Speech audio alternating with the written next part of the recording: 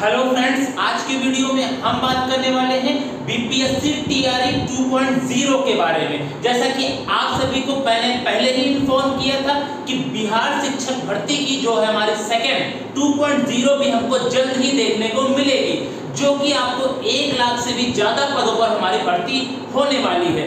कल यानी कि हमारे 18 सितंबर को जो हमारे बिहार में कैबिनेट मीटिंग में इसकी मंजूरी को दे दिया गया है, जिसमें 69,692 प्लस पदों पर कैबिनेट के द्वारा मंजूरी को दे दिया गया है। जैसा कि मैंने आपको पहले बताया था कि 1 लाख से भी ज्यादा पदों पर भर्ती होने वाली है जो बीपीएससी टीआरई 2.0 में, लेकिन यहाँ पर लिखा है 69,692 प्लस पद, बाकी पद हमारे कहाँ चले गए। तो इसके लिए जब भी हमारी बीपीएससी टीआरई जो 1.0 चल रही है, ऑन रनिंग है, जितने पद जैसे कि आप जानते होंगे जो हमारा 9 to 12 में जो भी हमारे कई ऐसे सब्जेक्ट हैं जिसमें कि हमारे बच्चे कैंडिडेट्स हैं, उम्मीदवार हैं, उनकी संख्या कम है और वैकेंसीज ज्यादा हैं, तो जितनी भी वैकेंसी उसकी बचेंगी इन सारी वैकेंसीज को लाकर इसी वाले पद 2.0 बीपीएससी टीआरई 2.0 में सम्मिलित कर लिया जाएगा। तब यही पद जो हमारे 69,692 दिख रहे हैं, यही हमारे बढ़कर हो जाएंगे 1 लाख से भी ज्यादा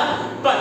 अब हम बात करते हैं क्लास 6 to 8 में। जैसा कि आपको पहले ही पता होगा, इसमें हमारे प्राथमिक यानी 1 to 5 की हमारी कोई भी वैकेंसी हमको देखने को नहीं मिली है, और जो कैबिनेट से भी मंजूरी मिली है उसमें भी कहीं भी 1 to 5 का कोई भी जिक्र नहीं है। तो सबसे पहले हम बात करते हैं 6 to 8 में। 6 to 8 में जो भी हमारी वैकेंसी है वो हमारे 31,982 पद है हमारे 6 to 8 में। अगर हम बात करें 9 और 10 में तो हमारे 18,880 पद हैं। 11 और 12 में हमारे 18,830 पद हैं। अगर इन सारे पदों को हम ऐड कर लेते हैं तो हमारे बन जाते हैं 69,692 प्लस पद, लेकिन यह हमारे पद होकर हो जाएंगे 1 लाख से भी ज्यादा, क्योंकि जो हमारी रनिंग है बीपीएससी टीआरई की वैकेंसी उसमें काफी सारे हमारे 9 से 12 में जो पद हैं वो हमारे सारे पद आकर इसी में ही इंक्लूड हो जाएंगे। अब सबसे बड़ी बात आ रही है डाउट की कि हमारे इसमें केवल क्या बीएड वाले ही पात्र होंगे, जो डीएलएड यानी कि डिप्लोमा वाले जितने भी कैंडिडेट हैं क्या वे हमारे इसमें एलिजिबल नहीं होंगे।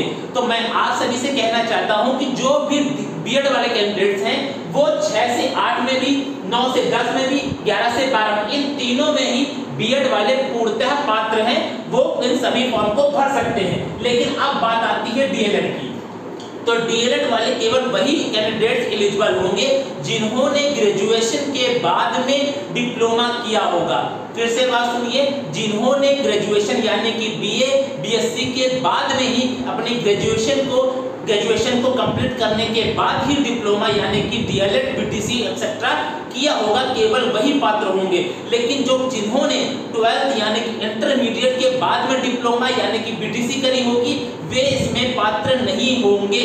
मतलब कि जिन्होंने बीए बीएससी के बाद में अपनी डिप्लोमा बीटीसी किया है वे केवल पात्र होंगे, जिन्होंने 12th के बाद में डिप्लोमा यानी कि बीटीसी करी है वे इसमें पात्र नहीं होंगे। बाकी बीएड वाले कैंडिडेट तो 6 से लेकर 12 तक सभी में एलिजिबल है। तो आप होप आपका यह डाउट क्लियर हो गया होगा।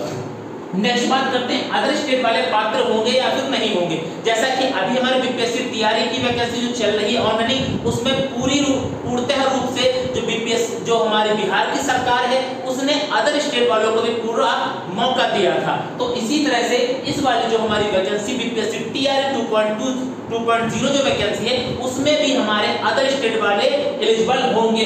तो यह डाउट भी आपका आई होप क्लियर हो गया होगा।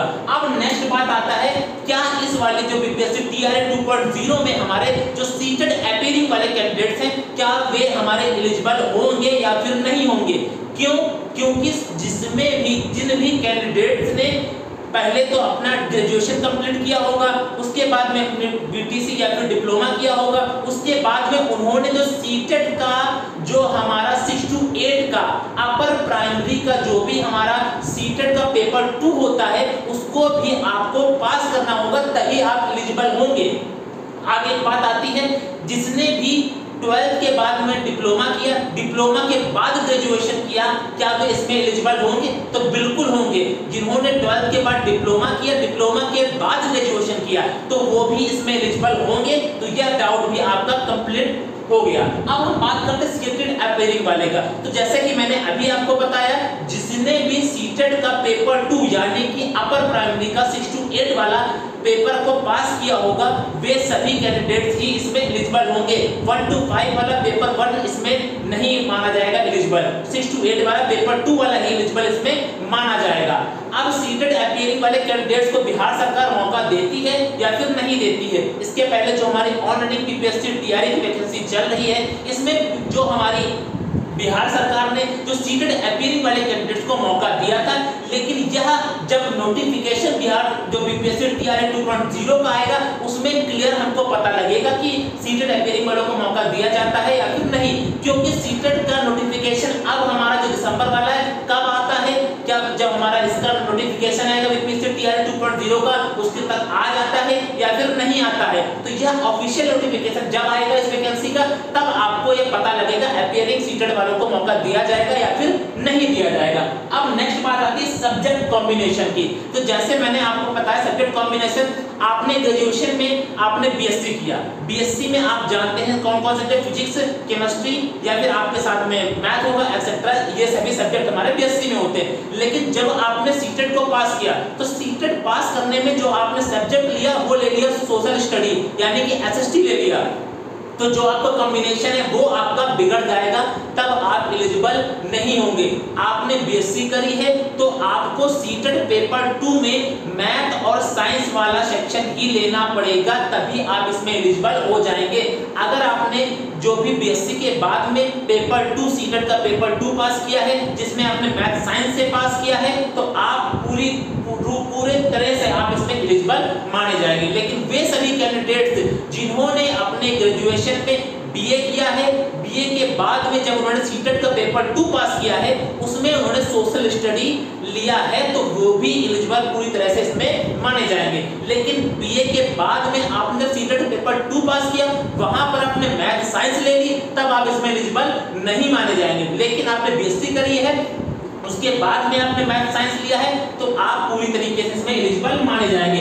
आई होप आपके जितने भी डाउट थे वो क्लियर हो गए होंगे।